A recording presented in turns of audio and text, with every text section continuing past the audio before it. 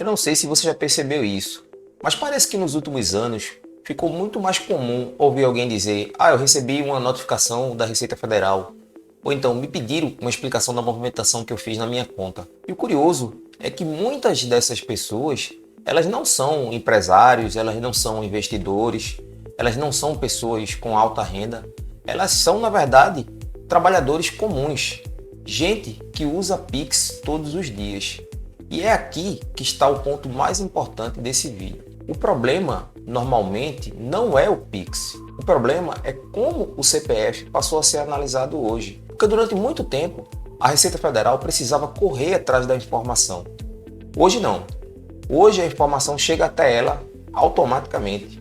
E isso mudou completamente o jogo. Eu estou te dizendo isso com muita responsabilidade, porque antes de me formar em contabilidade, eu trabalhei dentro de várias instituições financeiras. Na verdade, eu passei por todos os grandes bancos brasileiros. E uma das coisas que mais me chamava a atenção, já naquela época, era perceber como o sistema financeiro conseguia identificar padrões que a própria pessoa não percebia. E hoje, esses sistemas estão cada vez mais integrados, muito mais rápidos, muito mais inteligentes, e o resultado disso é simples. Comportamentos financeiros comuns podem gerar inconsistências sem que a pessoa perceba. E é justamente por isso que eu resolvi gravar esse vídeo. Porque existem 8 erros com Pix que muita gente comete todos os dias achando que está tudo normal, mas que podem colocar o seu CPF no radar da Receita Federal. E o primeiro erro parece pequeno, mas é justamente ele que começa a formar o padrão que o sistema observa, que é receber Pix de muitas pessoas diferentes com frequência. Receber Pix, pessoal, virou parte da rotina dos brasileiros. Hoje a gente recebe Pix para dividir jantar, para ajudar nas despesas, para ajudar um familiar, para resolver coisas simples ali do dia a dia. Só que existe um detalhe que aqui quase ninguém percebe. Uma coisa é você receber um Pix ali de forma ocasional. Outra coisa é receber Pix de várias pessoas toda semana. Porque quando isso acontece com frequência, o sistema ele começa a identificar um padrão. E o sistema ele não vai interpretar a intenção, ele interpreta o comportamento financeiro. Quando eu trabalhava no banco, uma das análises mais comuns que existiam quando nós estávamos analisando alguns clientes para aprovação de crédito, por exemplo, era justamente observar o padrão de movimentação bancária daquela pessoa. Não era sobre os valores, era sobre a repetição.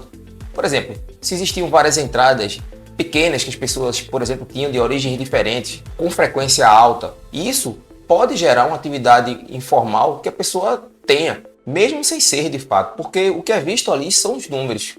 Então eu já vi casos de pessoas, por exemplo, de coisas simples, né, que organizavam, por exemplo, um futebol da semana, e aí a pessoa recebia as movimentações, fazia o pagamento, aqueles pagamentos eram feitos como forma de organizar.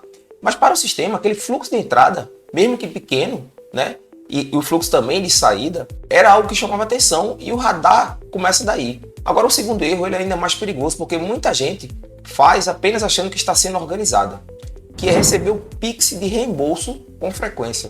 Esse aqui é um erro clássico. É alguém que paga alguma despesa e aí depois recebe de volta. Ou, por exemplo, se você paga e depois alguém te reembolsa. Isso é completamente normal e completamente comum, né? Eu garanto que você também conhece pessoas que fazem isso. Mas se isso vira rotina, o CPF da pessoa ela começa a registrar entradas constantes sem vínculos com renda declarada. E aqui é onde entra um detalhe importante. A Receita ela não vai enxergar isso como sendo um reembolso. Ela vê apenas a movimentação. Quem interpreta, na verdade, a movimentação é você na sua declaração anual do imposto de renda. Então você deve ter visto já que sua declaração pré-preenchida ela aparece com algumas movimentações na sua conta. E isso pode gerar inconsistência. Então eu já acompanhei situações em que as pessoas organizavam ali as despesas da família inteira. Ela fazia, por exemplo, compras ali no supermercado, ela recebia o Pix de várias pessoas, depois ela pagava a conta de luz, depois ela pagava a internet, e aí ia pagando as despesas da família. Aquilo ali era uma forma de organização. Mas quando se somava o seu extrato anual, parecia de fato ali um aumento de renda. E aí surge um problema, que é exatamente como aquela pessoa vai fazer para justificar essa situação. O terceiro erro, ele ainda é muito mais comum entre pessoas organizadas financeiramente, que é pagar contas de outras pessoas com o seu CPF. Esse comportamento é extremamente comum dentro das famílias brasileiras, principalmente quando existe alguém mais organizado, porque aquela pessoa ele acaba virando de fato, ali o centro financeiro da casa. Ele acaba recebendo valores, ele paga as contas da família, ele organiza todas as despesas, ele resolve ali todos os boletos. E isso é feito de forma responsável dentro do orçamento da família. Mas no histórico financeiro daquela pessoa pode parecer uma intermediação. E a intermediação frequente de valores é um padrão observado pelo sistema de fiscalização. Eu já vi isso, inclusive, exatamente acontecer. Que são pessoas que ajudam os irmãos, ajudam pais, por exemplo, os parentes, mas que quando nós olhamos o extrato, aquilo ali parecia um fluxo financeiro de terceiros, ou seja, parecia uma renda extra. E é exatamente aí que começam as inconsistências, porque fica difícil de você justificar tantas transferências sem ser considerado renda. Só que o próximo erro é um dos que mais aparecem quando a gente analisa movimentações financeiras, que é fazer muitas transferências entre suas próprias contas. Muita gente faz isso como forma de organizar o seu dinheiro. Ela, por exemplo, recebe um salário de uma conta, ela manda para outra, ela centraliza pagamentos, ela separa as suas despesas e aí depois redistribui esses valores.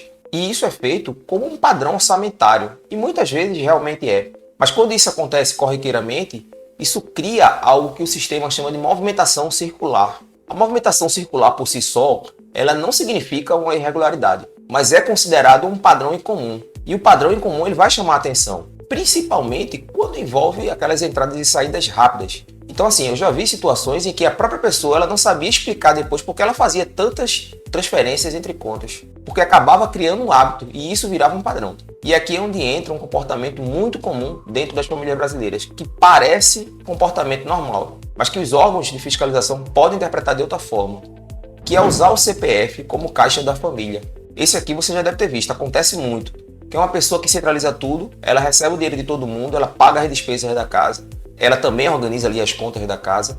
Normalmente, essa pessoa também é aquela pessoa do item anterior, que é a pessoa mais organizada financeiramente da casa. Ou até mesmo alguém que acompanha ali seus extratos e sua movimentação bancária de forma constante. Mas existe um detalhe aqui muito importante. Quando um CPF concentra movimentações de várias pessoas, a Receita ela pode interpretar isso como sendo uma concentração de renda, mesmo que de fato não seja. Então você já deve ter visto casos assim. Pessoas que organizam a finança da casa inteira, mas na sua soma anual parecia que a renda dela era muito maior do que realmente era. E isso pode gerar uma necessidade de uma explicação futura. Agora preste atenção nesse próximo erro, porque ele é um dos que mais causam dor de cabeça depois, que é receber Pix para passar para outra pessoa. Esse erro aqui, ele parece inocente, que é aquele que, por exemplo, alguém diz, recebe aí no teu Pix e que eu te mando depois. É um pagamento qualquer, né? Uma vez uma despesa de um restaurante, uma saída, coisa do tipo. Aí a pessoa ajuda, só que isso acontece o tempo todo, com recorrência. Seja entre amigos, seja entre familiares, seja entre colegas ali de trabalho, e acaba virando o que chamamos de movimentação intermediada. A movimentação intermediada feita de forma recorrente vai chamar a atenção, principalmente as que envolvem valores grandes. E esse é o tipo de situação que muita gente acha impossível de gerar problemas, até que percebe que está com problemas e às vezes sem ter como justificá-lo, né? O erro de número 7 é receber Pix e transferir imediatamente para outra conta. Esse aqui é aquele exemplo em que a pessoa recebe e imediatamente ela transfere, muitas vezes até no mesmo minuto ou até mesmo no dia seguinte. Só que o registro fica feito na sua conta corrente. E se essa movimentação for feita de forma contínua, pode ter que levar aquela pessoa a justificar, porque o sistema identifica o padrão de passagem. E esse padrão ele pode chamar a atenção, principalmente quando existe uma repetição. Eu já acompanhei análise interna de movimentação assim. Muitas vezes a pessoa nem lembrava daquela movimentação, porque fazia aquilo com tanta frequência que virava um hábito. Mas o hábito financeiro ele acaba virando um padrão de movimentação financeira e posteriormente vira uma análise. E o último erro é justamente aquele que mais engana quem acha que está evitando chamar a atenção, que é evitar valores redondos, achando que isso não vai ser monitorado. Existe um mito muito comum que foi criado, que é evitar valores, por exemplo, acima de 5 mil. Então a pessoa vai lá e transfere 4.999, por exemplo, pensando que esses valores menores eles não aparecem, que são valores específicos que não são observados, porque ela imagina que são só valores acima de 5 mil que são tributados.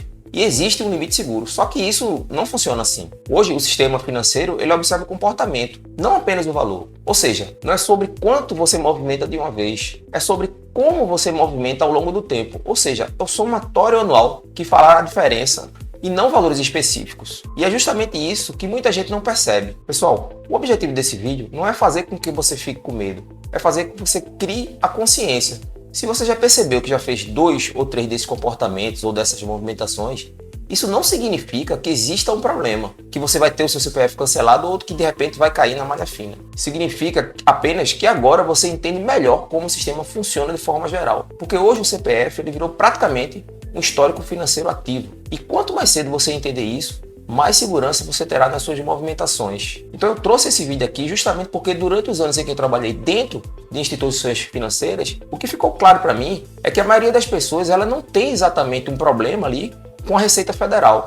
Ela tem a falta da informação. E essa informação ela muda completamente a forma como você usa o Pix e suas movimentações financeiras. Então, pessoal, se esse conteúdo fez sentido para você, considere aqui se inscrever no canal, porque aqui nós conversamos sobre educação financeira, sobre negócios, sobre investimentos, tudo isso de uma forma muito simples, bem direta ao ponto e com base em que realmente acontece na prática. Então eu vou deixar aqui para vocês mais 2 vídeos de alguns aprendizados nessas áreas. Então não sai daí, tá? Te vejo lá. Abraço!